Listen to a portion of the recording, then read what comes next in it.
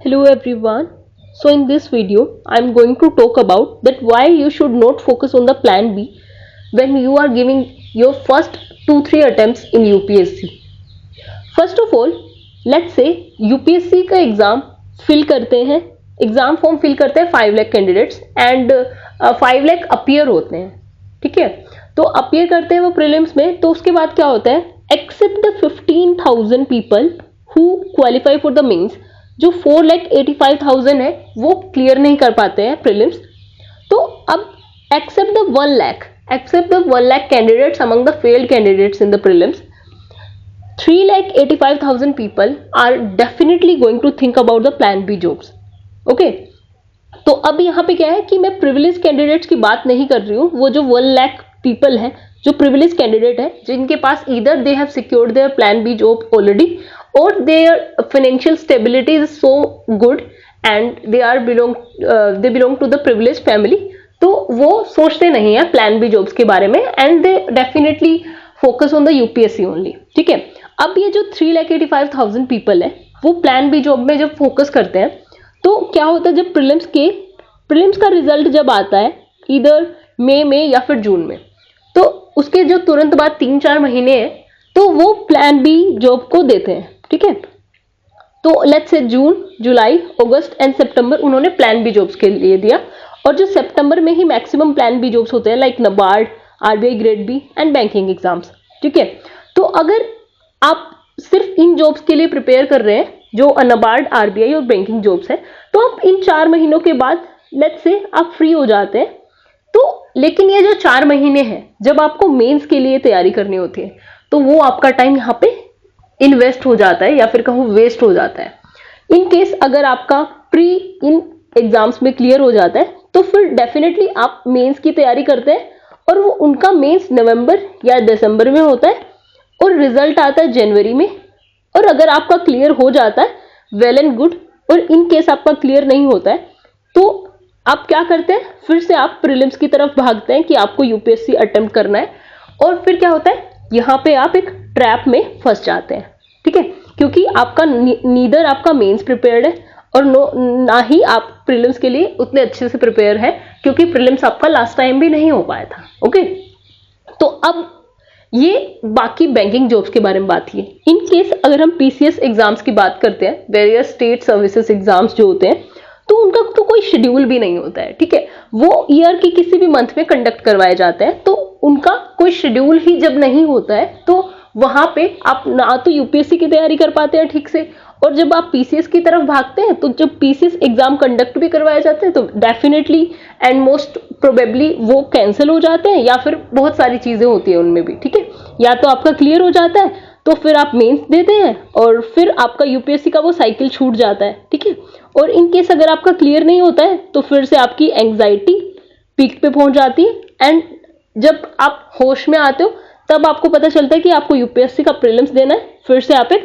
Trap में फंस जाते हो. ओके, तो अब ये जो 4 महीने गए उनकी बात मैंने बताई आपको. अब लेट्स से जो अक्टूबर नवंबर मंथ है, ठीक है, आप सोचेंगे कि ठीक है सितंबर तक का टाइम चला गया, कोई बात नहीं, हम अक्टूबर नवंबर में प्रिपेयर करेंगे. लेकिन अक्टूबर नवंबर क्या है, ये फेस्टिव सीजन है और फेस्टिव सीजन है और प्लस एंग्जाइटी यहाँ पे पीक पे होती है. क्यों? क्योंकि आपका मेंस रेडी नहीं है. ठीक है, और अब बात करते हैं दिसंबर मंथ की. दिसंबर मंथ आते ही आप प्रीलिम्स के लिए लग जाते हो, तो यहां से आपका फिर से नेक्स्ट साइकिल प्रीलिम्स का शुरू हो जाता है. अब प्रीलिम साइकिल की हम बात करें तो यहां पे क्या होता है, इन केस अगर आप प्रीलिम्स में अच्छे हैं तो आपका प्रीलिम्स क्लियर हो जाता है, और अगर आपका प्रीलिम्स क्लियर नहीं होता है तो फर्स्ट स्ट्रेस इज आपका प्लान बी ही क्लियर नहीं हुआ था, इसलिए आप प्रीलिम्स यूपीएससी का आपने दोबारा दिया, या फिर प्लान बी क्लियर हो गया था तो भी आपने प्रीलिम्स दोबारा दिया. ठीक है, तो इन केस अगर आपका प्रीलिम्स फिर से नहीं होता है, फिर से एंग्जाइटी और स्ट्रेस होता है, और अब फिर से अगर आपका प्लान बी नहीं क्लियर हुआ था पहले, आप फिर से प्लान बी की तरफ भागते हैं और ये प्रोसेस रिपीट होता रहता है. राइट, क्योंकि ना तो आपका मेंस रेडी हो पाता है इस केस में और ना ही आप प्रीलिम्स में अच्छा परफॉर्म कर पाते हैं, और बैक टू बैक फेलियर्स का जो आप पे बर्डन होता है वो इंक्रीज करता जाता है. ठीक है, अब दूसरे केस की बात करते हैं. इन केस आपका प्रीलिम्स क्लियर हो जाता है तो मेंस ट्रैप यहाँ पे आता है. मेंस ट्रैप कैसे होता है कि मेंस का रिजल्ट जब आता है तब तक नवंबर या दिसंबर का फर्स्ट वीक होता है. ठीक है, तो दिसंबर से हमको पता है डेफिनेटली प्रीलिम्स की तैयारी हम करने लग जाते हैं, ठीक है। तो इन केस अगर आपका मेंस नहीं होता है तो दिसंबर और जनवरी ये 2 महीने आप डेफिनेटली शोक में बिताते हो, ठीक है। तो उसके बाद क्या है, फिर आप संभालते हो कि आपको प्रीलिम्स देना है, ठीक है। और जो डेफिनेटली आपको फेलियर्स इंपैक्ट करते हैं, फिर से आप अगर प्रीलिम्स क्लियर नहीं कर पाते हो फिर ये एक ट्रैप होता है, ठीक है। और इन केस अगर आपका मेंस रिजल्ट जब आता है, लेट्स से आपका इंटरव्यू क्लियर हो गया, अगर आप पास हो गए तो उसके बारे में तो हम बात नहीं कर रहे हैं, ठीक है।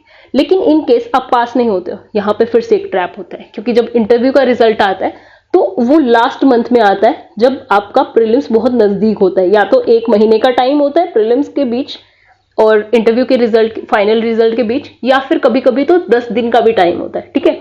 आप पहली बात तो आप स्टेबल नहीं हो पाते उतने कि आप नेक्स्ट प्रीलिम्स दे। और अगर आप प्रीलिम्स दे भी देते हैं तो अगर हो जाता है आपका तो अलग बात है, लेकिन क्लियर नहीं होता है तो यहाँ पे भी एक ट्रैप हो जाता है और आप यूपीएससी के साइकिल में, इस विशियस साइकिल में फंसते चले जाते हो, ठीक है। और इन केस अगर आपका इंटरव्यू कॉल नहीं आता है तो स्ट्रेस, एंजाइटी, आप फिर से एक मेंस के ट्रैप में फंस जाते हो।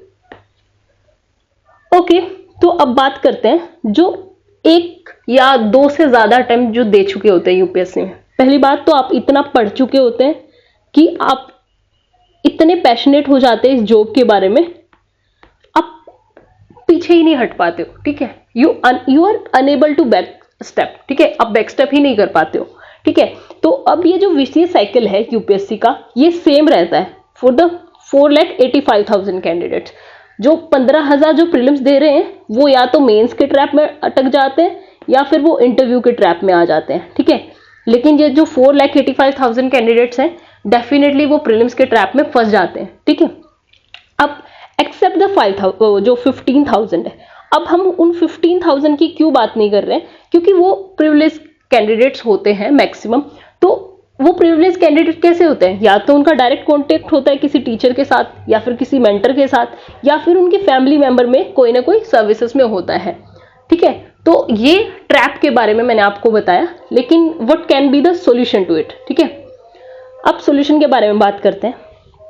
First of all you should take a pause and think about yourself, ठीक है। अब पोज और थिंक कैसे करना है आपको, when you are not able to qualify you should analyze yourself and give yourself time to think, maybe 1 week or a whole month, क्योंकि आपकी mental health and आपकी life both are yours, ठीक है।